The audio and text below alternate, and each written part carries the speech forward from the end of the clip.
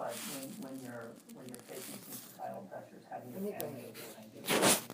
And where does that fall short most? I mean, in this particular scenario, in the videos, or I should say in the suicide note, it said that really the problem wasn't school, or her friend said she was actually accepted in school, really the problem was at home. But for the majority of transgender people, so let's say, is bullying more of a problem outside the family? I think it's different. It's different for everybody. Some places, some people have phenomenally supportive parents and lose their friends. Some it's the other way. Some it's just people at school. It really varies a lot. It's getting better. It's not getting better for everybody fast enough, but it is getting better. Leo, one of the things that we had talked about earlier, you mentioned in one of your posts, was just about changing the pronoun and how important that was. Why is that so important for somebody watching somewhere else that doesn't get it? Okay, what's the big deal of calling you a he versus a she? Right. Well, pronouns and name change are basically when you say that you are going to acknowledge that you're acknowledging the person and you're acknowledging that this is how they identify, this is who they are. So by saying, all right, I will call you by this, I will refer to you as this, you're saying I see who you are and I accept that and I respect that. And Maura, I want to finally ask you, well, what kind of support infrastructure exists for teens who might be depressed, might be thinking about this, might unfortunately be inspired in a negative way by seeing what just happened last weekend? Yeah, there's actually quite a bit. Now, first of all, there is the internet where lots of communities have sprung up and lots of communities of trans youth who support each other, and I think that's really important. There's also the Trevor Project, which is a helpline both online and telephones.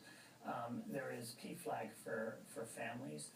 There are also youth support groups, queer youth support groups in a lot of cities now, and a lot of LGBT community centers in cities that have youth groups, places where people can find support from their peers and from their communities. All right, Maura Kiesling, Executive Director of the National Center for Transgender Equality, and Leo Sheng. Thank you both for joining us. Thank you.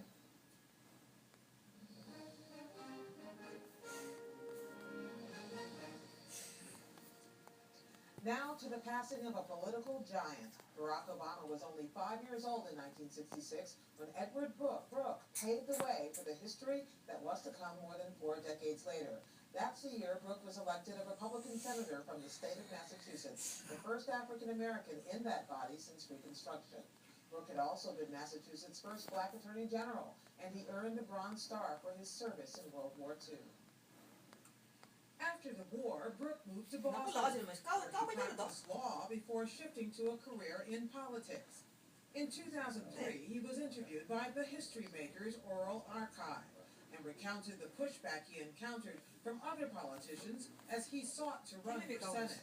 All of them said that they're thinking about running themselves, which to me strengthened my position that I didn't have any time to waste to run.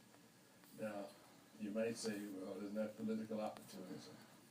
Of course it's political opportunity, but that's not politics. I've learned that. He served 2 terms as a Massachusetts Republican, making his mark on major anti-poverty and housing legislation. After initially supporting President Richard Nixon's bid for office, Brooke earned his reputation as a party outlier by becoming the first Republican senator to call for Nixon's resignation. He came to be known for his bipartisan efforts in the Senate. In 2009, Brooke was honored with the Congressional Gold Medal. Edward Brooke III died on Saturday at his home in Coral Gables, Florida. He was 95 years old.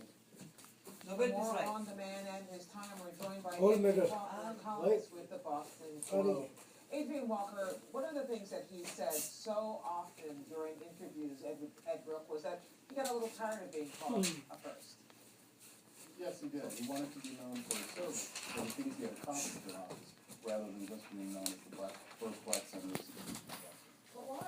Why not? Why wouldn't he embrace that? He's a simple part of his political persona. He saw himself as a person who transcended it, a man for all Massachusetts, and a man who prospered.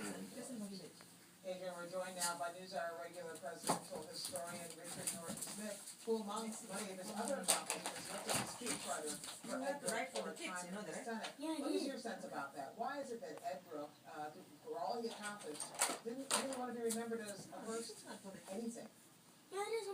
Well, I think he was always uncomfortable with labels, whatever they were, because labels, after all, are inherently limiting. And he knew enough to realize that at some point today, when we reach this point in his story, historians and others would be making assessments based not on the symbolism, important as it was, of being the first, but rather they would be assessing what he did. I'm not with the answer. I think just lost it, but I will take that question back to Adrian. You know, one of the things that he did, one of the things that happened for Ed Brooke is he was offered 3 different cabinet posts, yet he turned them down. Was it because he just preferred politics? He loved being a man of the Senate. I think he really loved it. He loved the bipartisan nature of the Senate of the day. He loved trying to reach across the aisle. He loved crafting legislation, and I think he was very happy with it. And I think he expected to be a senator for a long time. Not exactly for the best. We have a little bit of a weather problem in Grand Rapids. Connection difficult, but I want to stick with you for now, Adrian Walker.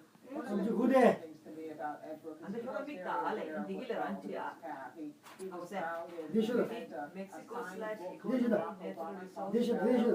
Show me. Him carrying the torch from Barack Obama, thinking that he had paved the way. But Ed Brooke said he wasn't a civil rights leader. He did say Why New Mexico? He said it many times. He really didn't want to be known as the New sort of Mexico has a rich senator, environment, the sort of you don't need civil New rights Mexico. leader. He wanted to be thought of its as a technology, a person who had commercialization. boundaries and had overcome it. We have 3 national Mr. Dak, I want to ask you about this idea. laboratory He described himself often as a creative moderate. Maybe that's why he resisted those kinds of 3 things. renowned research universities He was an and nearly amazingly 20 non-profit You know, research Ray, you institutes. mentioned earlier, the housing was one of his preeminent interests. What happened with your nose? You don't Nose join it. the housing committee if you want to be Pichu invited lema on bro a apsi Sunday chila. morning talk Pichu show. oldu ke bolo na. I mean, that's not a subject Yeah, but as all of important as it is, Whatever you as much do, time as you okay? put into it, it was not something that was Tipo kola invita la enkora. political. Read. He was also, from the very beginning, very much a man who was willing to buck his own party.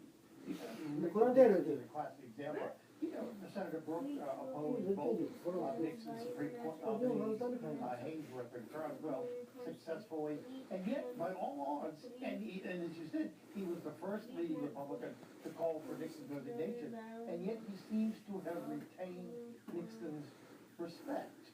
And that tells you something about the way that people on both sides of the aisle viewed Brooke, who was a senator and senator. Adrian Walker, Yeah, what he is the was a moderate. Go ahead. No, go ahead. He was a moderate in a way that you really don't see in the Senate anymore. I mean, he was a really moderate Republican who really prided himself on being able to work across the aisle, and who really, was not afraid of bucking the party leadership at many times. And he was elected in Massachusetts at a time when the black population was at something like 2%. Does that mean he was what people later said that Barack Obama should have been or could have been, which is the transcendent breakthrough candidate? In a way, he was, yes. I mean, he got elected in a state with hardly any black votes. He was elected by like. Richard Norton was his brand of bipartisanship. Could it survive today?